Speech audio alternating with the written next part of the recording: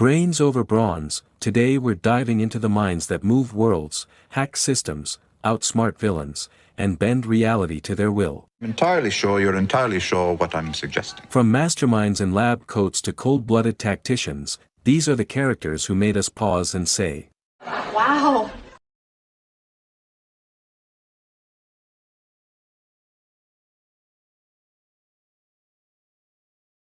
Hey everyone, welcome back to Nerda with Nelson, where stories come alive and characters get their spotlight. The perils of self-betterment.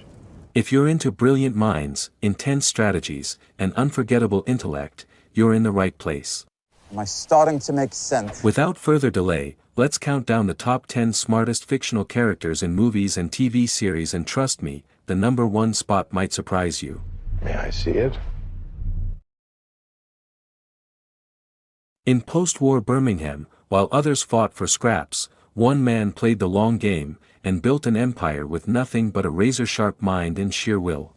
You and your specials will leave my businesses alone from now on. Peaky Blinders follows the rise of the Shelby family, a gang of war-hardened brothers carving out power in the criminal underworld of early 20th century England. When we are ready, the horse will lose. At the heart of it all is Thomas Shelby, the quiet, calculating leader whose vision extends far beyond the narrow streets of Small Heath. We're planning an expansion. I'm taking premises in London. Tommy isn't just street smart, he's politically brilliant, militarily trained, and emotionally restrained. I am chosen.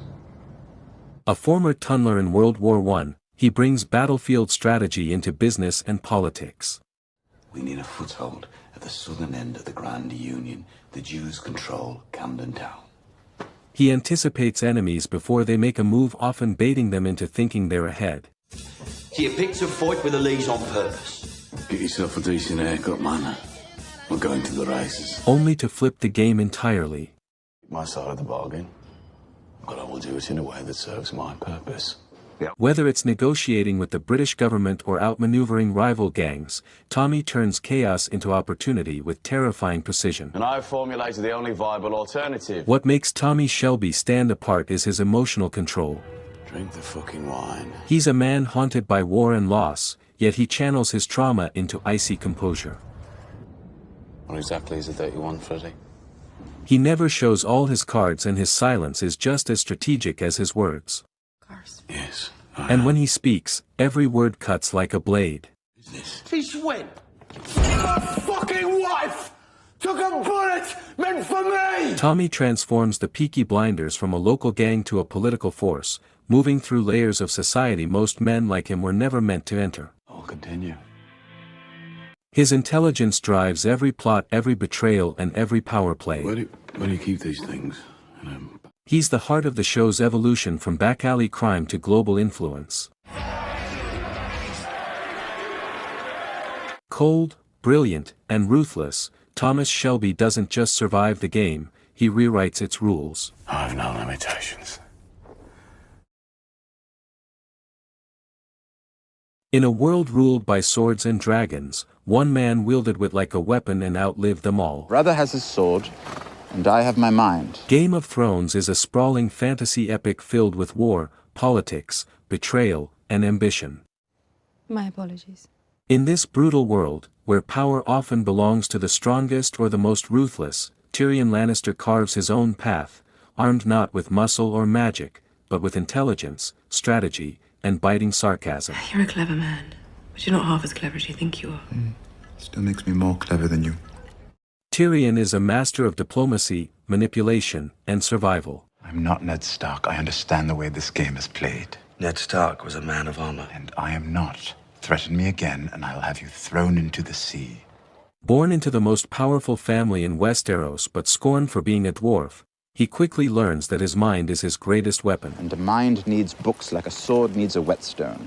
He reads people instantly, adapts to new situations with speed, and always stays 10 steps ahead. General rule of thumb. Whether he's navigating royal politics in King's Landing or negotiating with slavers in Meereen, Tyrion knows when to talk, when to listen, and most importantly, when to lie. That's what I do. I drink, and I know things. Tyrion's uniqueness lies in his emotional intelligence. You're funny. Unlike most who seek power, He understands people, their fears, their weaknesses, their motivations. I happen to be a great judge of character. He turns underestimation into an advantage and uses humor to disarm both allies and enemies. How would you like to die, Tyrion, son of Tywin? In my own bed, at the age of 80? With a belly full of wine and a girl's mouth around my cock? His intelligence isn't cold, it's human. That makes him dangerous in a way others don't see coming. So clever. Aren't you always so clever with your schemes and your plots? Schemes and plots are the same thing. Tyrion isn't just a side character, he shifts the course of Westeros. Let's go kill them! As Hand of the King, he saves King's Landing with wildfire. I'll lead the attack! As advisor to Daenerys, he helps shape a revolution. Give freedom a chance. See if it doesn't taste every bit as good as what came before. And through it all, his perspective offers the audience a rare lens of self-awareness in a world spinning out of control.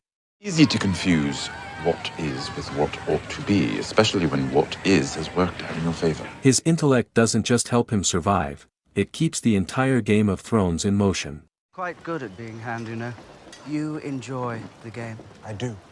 In a show about power, Tyrion shows that the sharpest sword is a sharp mind. Well, I've never actually been able to kill people with it.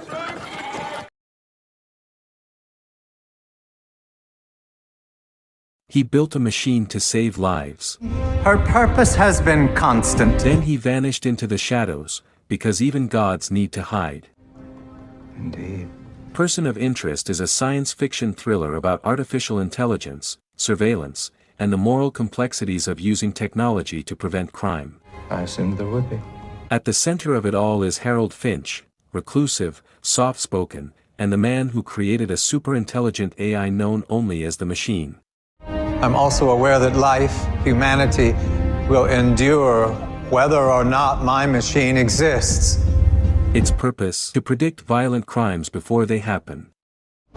Someone is murdered in New York City every 18 hours. Harold Finch is a computer scientist of unimaginable genius. So you see, knowledge is not my problem. A self-made billionaire, he's a master of artificial intelligence, cryptography, surveillance, and hacking. In a manner of speaking. But what sets him apart is not just what he built, it's how he built it. Business wound up being quite profitable, too. He programmed the machine not only to analyze every phone call, camera feed, and digital footprint in real time, but also to evolve, to learn, and to care. They will help you count the days. There is good and bad in all of us, but this action, saving lives, it is a pure good.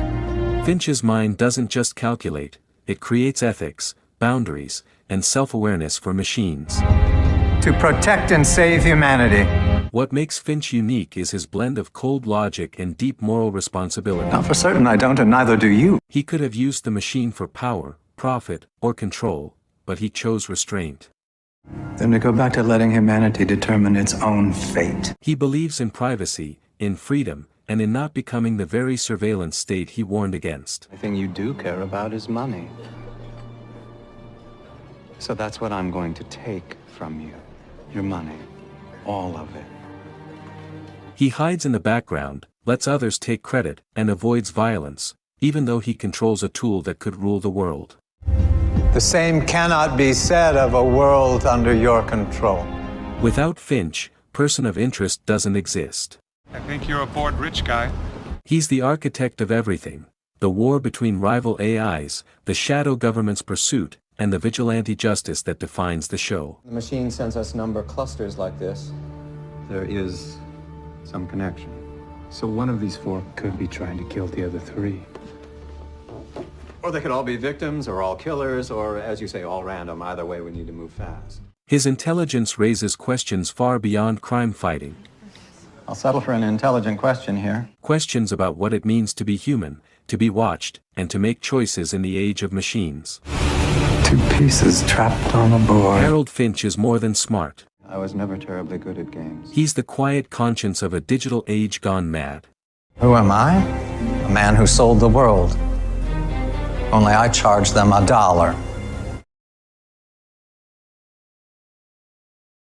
He didn't carry a gun, he didn't break a lock. Yes, my apologies for this hideous metallic voice. But he planned the biggest heists in history, armed with nothing but his mind. Is this true?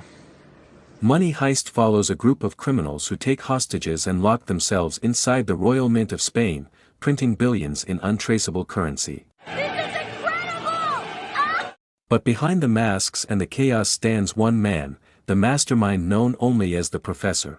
That's what everybody calls me. Operating from outside the building, he orchestrates every move of the heist, down to the second. Unless you get us a helicopter so we can go to Brazil. The Professor is the definition of strategic brilliance. They'll wait. They'll wait for the tactical team to set up surveillance and assess the area inside. They'll do that from the loading zone. He doesn't just plan robberies, he engineers multi-layered psychological warfare. We'll have them think it's just a robbery. He anticipates every police maneuver, plants disinformation, manipulates public opinion, and adjusts in real time. They'll come in and they'll do it before 4:15. Because it's 6:30. His intelligence is methodical, academic, and rooted in obsession. Perfect. He studies history, psychology, law enforcement tactics, and human nature with surgical precision, crafting plans that are as emotional as they are tactical. This has to be handled flawlessly. What sets the Professor apart is his ability to emotionally connect his logic to people. And that's the strategy we're going to use. He doesn't just want money, he wants to create a symbol, a revolution. You're right. You're absolutely right. And that's why he turns a criminal act into a political statement. And you already know that. His genius isn't cold, it's philosophical. Yes, but that is not the heart of the matter. And he leads not through dominance, but through ideology, trust, and shared belief.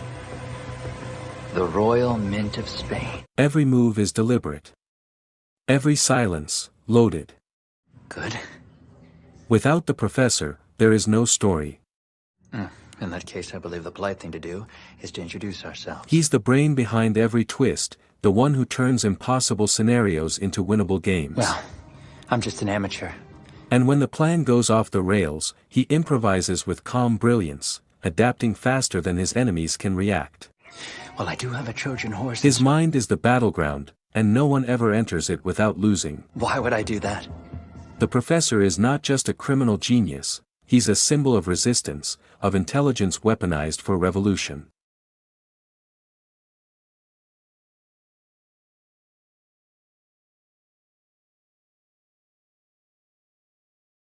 He's not here to make friends. Don't take it personally. He's here to prove he's the smartest person in the room, and every room. Thailand has had the fork since the latter half of the 19th century. Interestingly, they don't actually put the fork in their mouth. They use it to put the food on a spoon, which then goes into their mouth. The Big Bang Theory is a sitcom centered around a group of highly intelligent but socially awkward scientists navigating work, relationships, and the mysteries of everyday life. At the heart of the chaos is Dr. Sheldon Cooper, a theoretical physicist with an IQ of 187 and a personality as rigid as the laws of physics he lives by. That's where I sit. Sit next to me. No, I sit there. Sheldon's intellect is off the charts. Interesting. Yeah, it really takes the pressure off. He started college at 11, earned his PhD in his teens, and speaks multiple languages, including Klingon. His mind operates on a level few can follow. You're kidding, right? Especially when it comes to quantum mechanics, string theory, and complex equations he tosses off like grocery lists. Just some quantum mechanics, with a little string theory doodling around the edges. That part there, that's just a joke. It's a spoof of the Born-Oppenheimer approximation. His recall is photographic, his logic impeccable, and his need to correct others compulsive. That's the beauty of it. Sheldon's defining trait is intellectual purity. My point. He doesn't care about being liked or fitting in, he cares about being right. If I could've, I would've. Social norms, empathy, sarcasm, they're puzzles he has no interest in solving. And what kind of doctor removes shoes from asses? Depending on the depth, that's either a proctologist or a general surgeon. But that's also what makes him unique. I hardly think so. His brain works like a machine, but his journey is human. That wasn't sarcasm? His genius isolates him, but it also slowly humbles him as he learns to coexist with others. Friends don't do that to each other. Oh. All right, noted. Sheldon is the gravitational center of the Big Bang Theory. I did what I could. Every joke, every argument, every awkward dinner conversation or broken elevator, it all loops back to him. It was a joke. His quirks create conflict, but his brilliance often resolves it. And while his intellect is the punchline, it's also the show's emotional core. Well, this is an interesting development. In the end, Sheldon Cooper doesn't just prove how smart he is, he shows that even the brightest mind can still learn how to be human. To life, l'chaim. L'chaim, to life.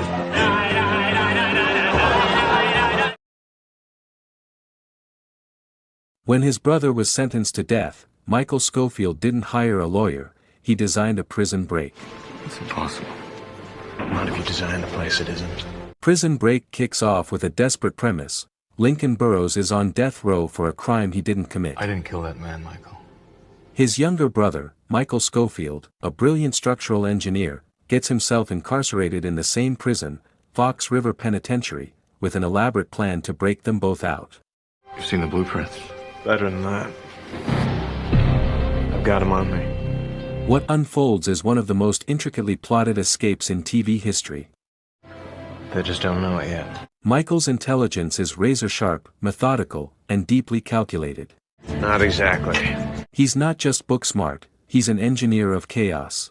Yards up Route 66, there's a grate, and that'll get us halfway there.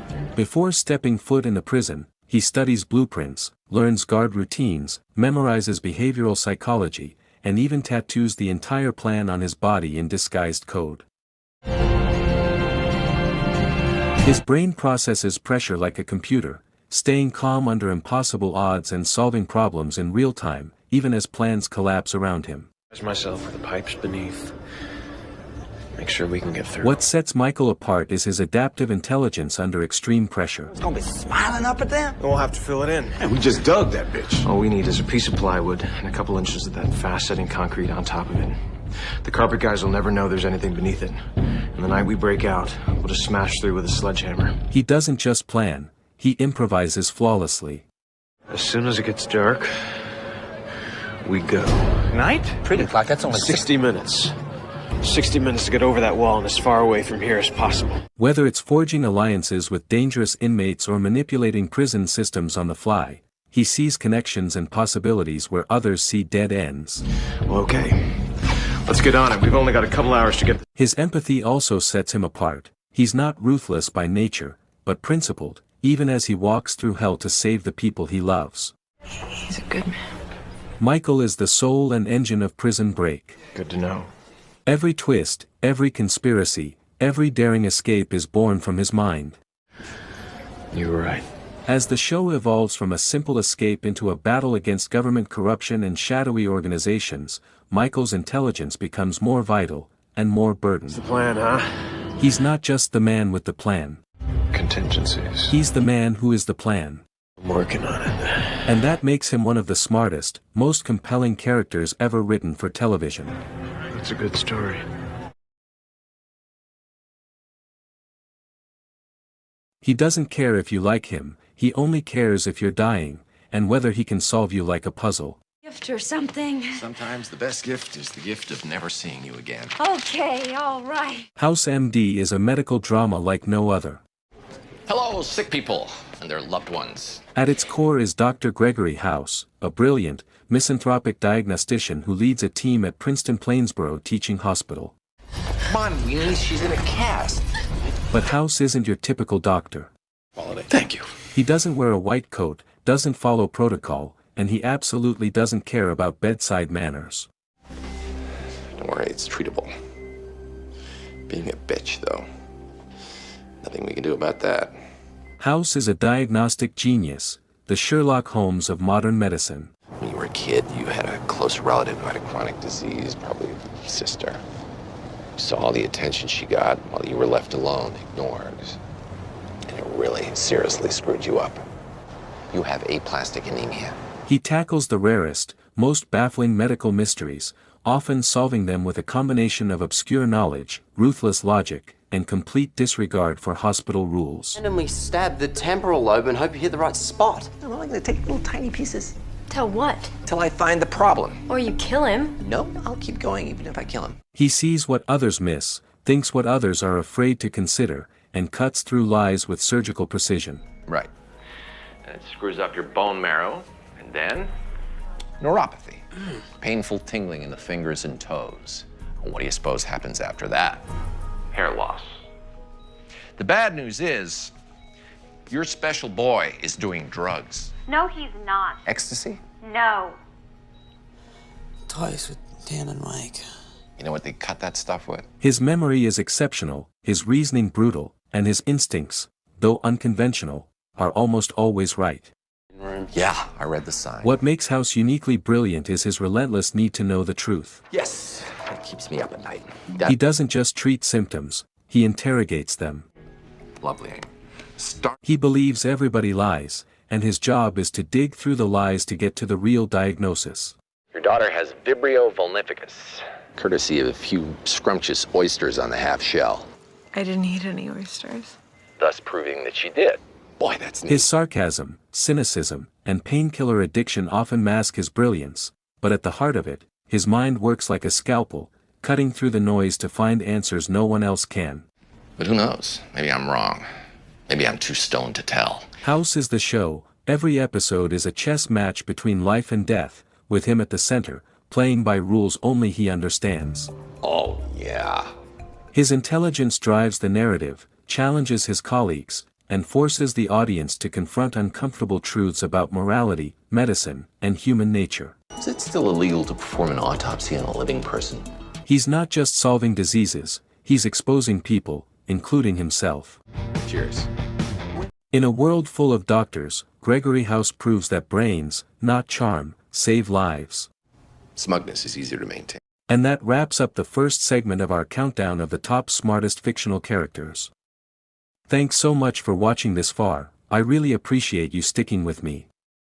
If you're enjoying the video so far, go ahead and hit that like button, and if you haven't already, consider subscribing for more content just like this. But we're not done yet, the next characters on this list are even more brilliant, more strategic, and maybe even a little more controversial. So stick around, because it only gets better from here. As always, stay true, stay nerdy.